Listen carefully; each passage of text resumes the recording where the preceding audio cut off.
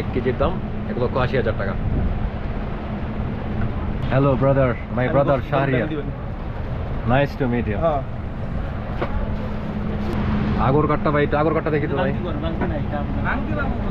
আগর কাঠটা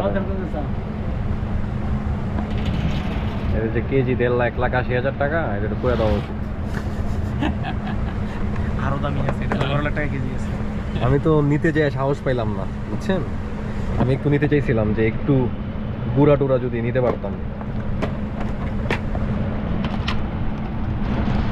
তো এগুলো হচ্ছে আগর কাঠ, 1 কেজির দাম 1,80,000 টাকা।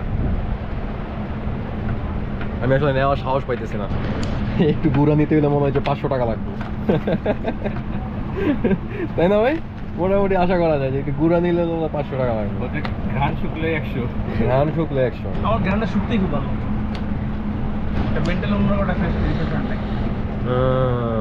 একটা রিফ্রেশমেন্ট কাজ করে না, রিফ্রেশমেন্ট। ঘ্রাণ শুকলে নাকি 100 টাকা দেওয়া লাগবে। যাক, হয়েছে। মাছ পড়ালো তো না না, এই লগড়া